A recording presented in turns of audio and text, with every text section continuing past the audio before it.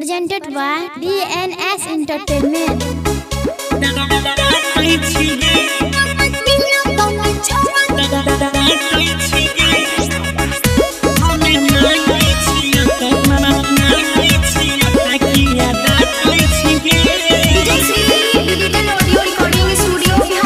Music by Shubham Raj. Singing by Gaurav Thakur.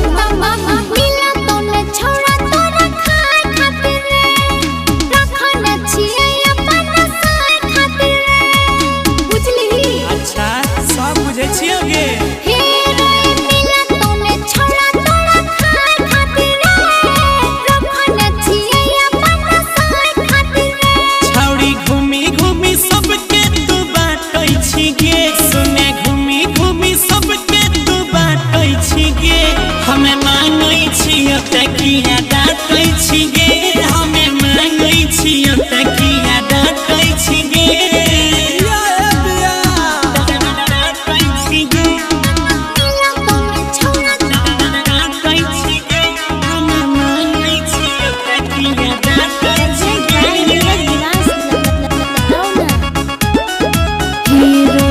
झूठो के रोजे तू निहारै छी रे, निहारबे करबो। गाँव घर घूमी पर जारै छी रे।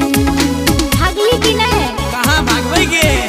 ये झूठी पहिले त तहु रोजे दान कैलही, हमरा बेरी में असनान कैलही। लॉलीपॉप घपा घप खुद चाटै छी गे, लॉलीपॉप घपा घप खुद चाटै छी गे।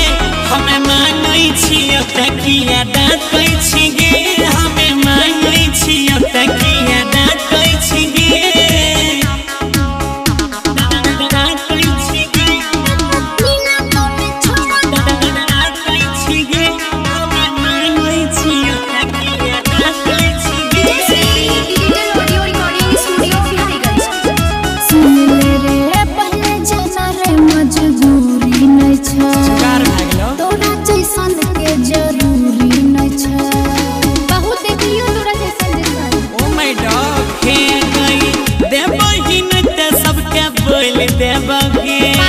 छौड़ी तोहर पोल खोल देबगे, गौरविया संगे चनी तू काटै छिगे।